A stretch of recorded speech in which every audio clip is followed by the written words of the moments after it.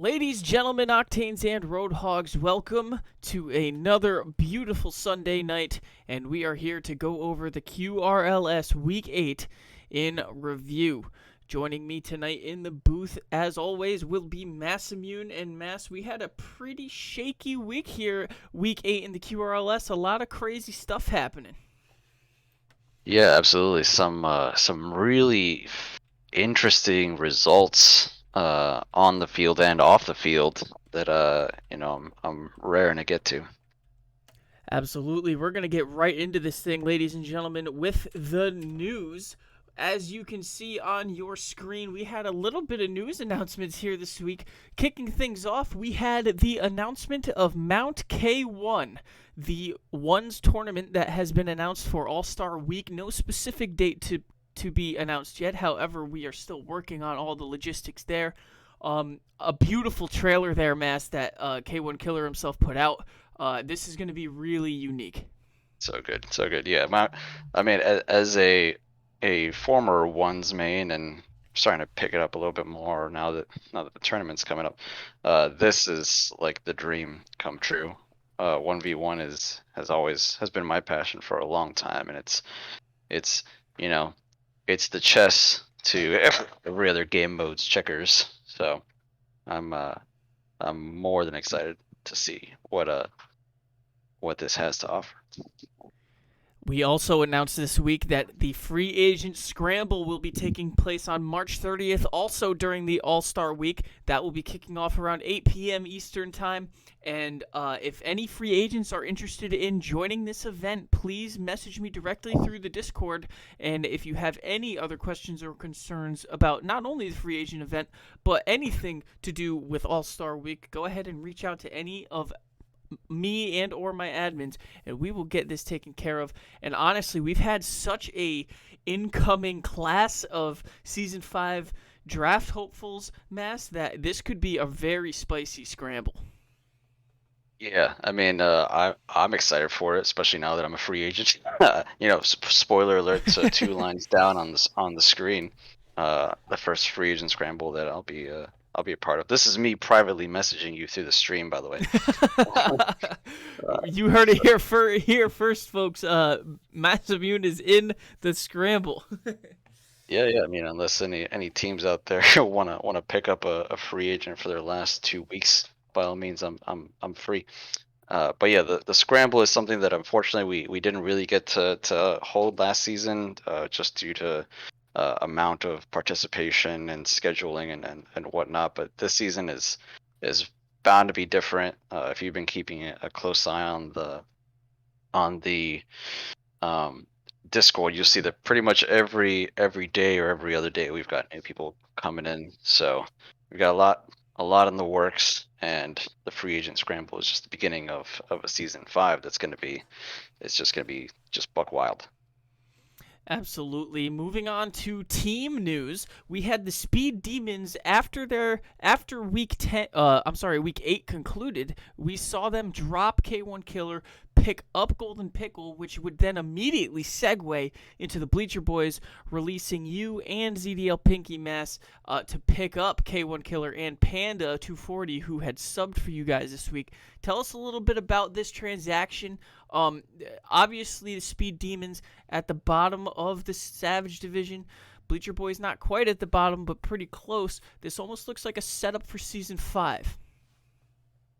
Yeah, pretty clearly. Obviously, it's really great that Pickle has finally got an official spot in the league. He's been a regular on the message boards for a long time, so it's really great to see him get his time finally. Right, the Speed Demons are obviously not really in contention for the playoffs anymore.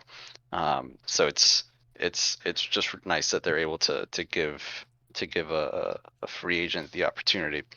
And yeah, I mean, as everybody's already aware of, due to the announcement that we made a couple weeks ago, I'm gonna be a captain next season. So it just makes sense that the Bleacher Boys have a little bit of of money to put on the table to put into the pot for the season 5 drafts because obviously Alec can't use myself. So no hard feelings whatsoever there. Business is business. There's no season awards for for loyalty. So it just keeps it exciting. I absolutely love it. Very, very classy answer too, Mass. Can't wait to see what the Spectres have in store in season 5. We are going to go over the matches here that took place in week 8. First things first, were the Bleacher Boys taking a 2-1 victory against the Speed Demons in this series. Mass, you actually led the way for this Bleacher Boys squad. Your last showing here for the franchise. Tell us a little bit about the series. The scoreboard was not that close in the first 2 games, but then a kind of boomerang surprise by the Speed Demons in Game 3. Yeah, not super sure what happened in game 3. It seemed like we were jiving pretty well for pretty much for the entirety of the game. But you could just tell that like a switch flipped in uh, in the speed demons at the end there, and we just kind of got a little discombobulated. Could be a factor of a new player in, or our mojo, our rotations aren't quite the same, but yeah, no, still felt pretty good. Um, Obviously, you have a team that doesn't really have or didn't really have the potential to make the playoffs going in, so sometimes it's hard to find that drive, but still a great matchup overall. Absolutely. A lot of fun to watch, and the Bleacher Boys still have a little bit of hope here for playoff chances. While slim, it is still a little bit there. So that is going to be stuck in the back of everybody in the Savage Division's minds, especially since they take on the Kings this coming week, which we will get to in a little bit. Next up, the Gold Diggers took on Clarity United, and while it looked like a 2-1, nice close match here, I don't feel as if the Gold Diggers really were at a disadvantage at all throughout this series. No, really not at all. This is, I was kind of singing their praises the whole time, but Clarity just looked a little just out of sorts this time. They had a lot of defensive whiffs, a lot of misrotations, just not what we're used to seeing with them. And on the other hand, uh, the Gold Diggers were playing some of the best Rocket League they've played this season. So that combination of factors was just was a little bit too much for the Savage Division leaders to really overcome. Now, there's also the fact that they are all but assured to make playoffs. I think they're either 1 or 2 victories at this point from cinching from clinching the playoffs. But for all intents and purposes, they've basically made it. Um, uh, so some complacency is always a possibility there, and the gold diggers kind of hanging around the middle of the pack of calculated are certainly going to take every advantage that they get. Absolutely, and I want to point out the stat sheet for Baby Dumbs, who racked in the calculated division player of the week for week 8 with that stat line, pointing out the hat trick, the nice shooting percentage. Great job all around there by the Gold Diggers, Baby Dumbs. Next up, we had the Kings taking on the Three Rocketeers. This was quite possibly the biggest upset of the season, as we saw the Kings without their star player Alex and their captain coming into that role this week to pull off the upset. Yeah, especially after the first game, and Rocketeers coming off of a sweep the previous week. I think it was against the Gold Diggers. I'm not sure who it was right now. Hold on a second. I'm pulling it up. Yeah, it was a sweep the previous week, and Zavri was just playing out of his mind, and game 1 just looked like the matchup that everybody had anticipated for tonight, especially with Alex RL missing. So it was just pretty clarity. Excuse me, not. Oh yeah, it was a 2-1 victory. Oh no, that was the Kings. Never mind. Yeah, against right, Gold Diggers. They swept the Gold Diggers on week 7. Um, but yeah, no, they look like the Three Rocketeers that everybody had anticipated game 1, but then blubbernut he just hooked up the Game Shark to his PC because my man was teleporting every possible place that ball was heading toward his net. He was there. That was one of the most impressive defensive showings I've seen in all my time here in the QRLS. Like, what a show! Yeah, no doubt about it. This was a really tide-turning series for the Kings and for the Three Rocketeers, in fairness, because they were really hopeful to try and squeeze into that number 2 spot this week in the calculated division, and to no avail. They could not get it done. But there's still 2 more action-packed weeks left, especially in that stacked calculated division. Anything could happen.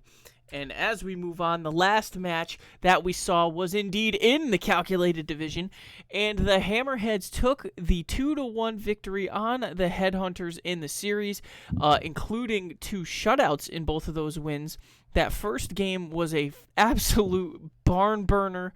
We saw goal after goal after goal, and both sides really just played out of their minds. Yeah, definitely. I mean, you always have to. You always start questioning yourself and your team and your methods when you get back-to-back shutouts from the bottom team in your division.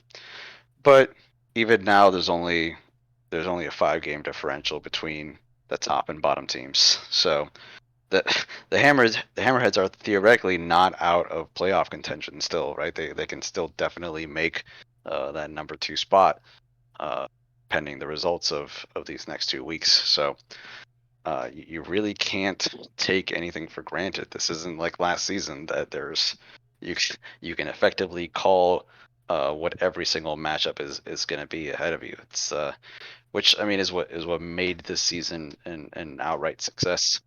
Um, Headhunters maybe came in this with their heads a little bit held too high to the Hammerheads, who've been showing less impressively than usual, and that came back to bite them. Let's see what kind of strategic moves they make sure they maintain that number 1 seed. Absolutely great stuff.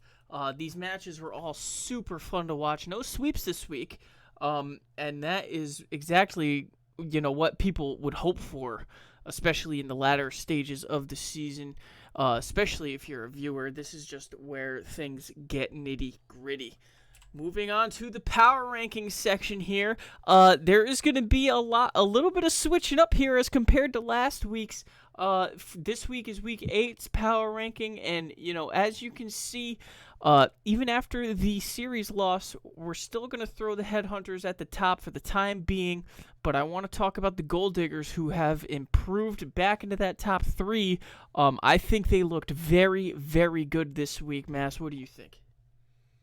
Yeah, I mean, there's a potential here for a little bit of recency bias, with Gold Diggers jumping into that number 3 spot, but Clarity is still they're still number 1 in uh honestly they're number 1 in the Savage Division, and they're tied for number 1 in the league. So uh it would behoove us to not make the same mistake that we made at the beginning of the season, and you know count them out before before the playoffs even start. Um, so I think they could arguably be up to number 2, but number 4 is not preposterous. So we definitely have our top 4 teams pretty solidly right now, barring any outrageous results in these next couple weeks. But I think honestly, I think a little bit uh, more. Honestly, you have 2 examples of somewhat recency bias here with the Hammerheads above the Rocketeers, who also have a lesser winning record than the Rocketeers.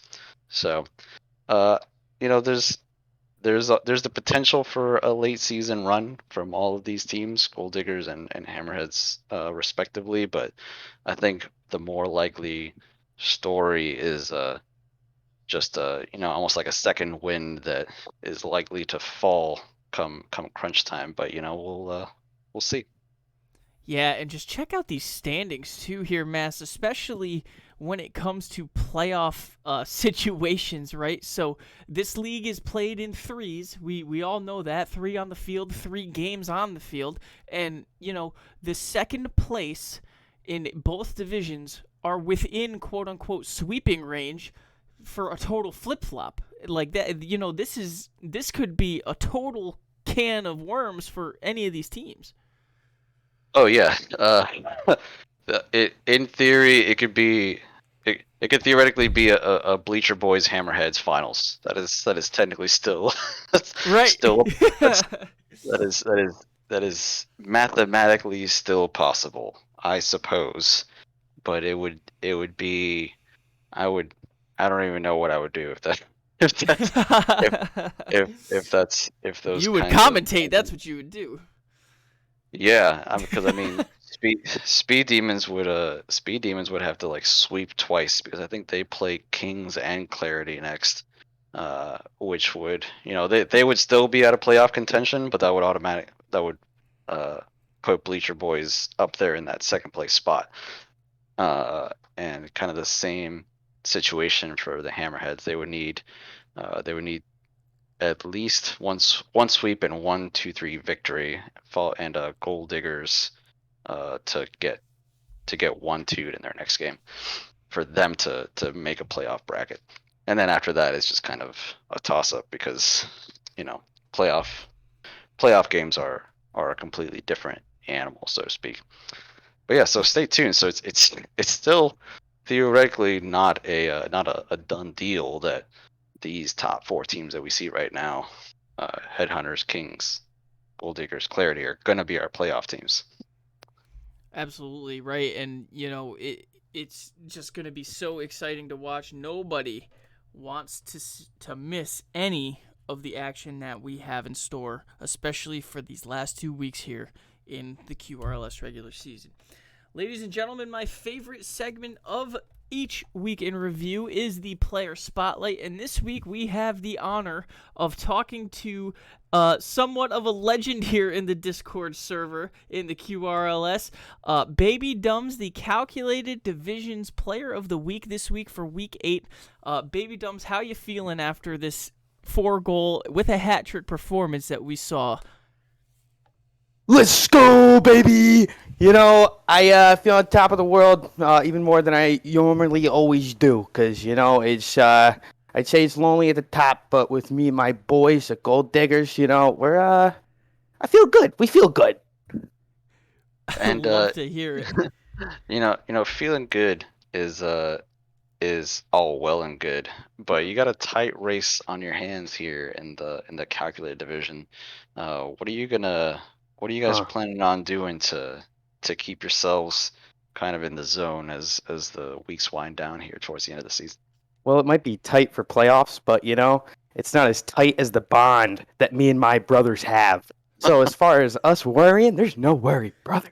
Because the Gold Dickies, that's what's tight. I'll tell you what. Yeah, there's no plans. We're just going to keep doing what we're doing, looking beautiful on the field, and, being boys. Just being true homies.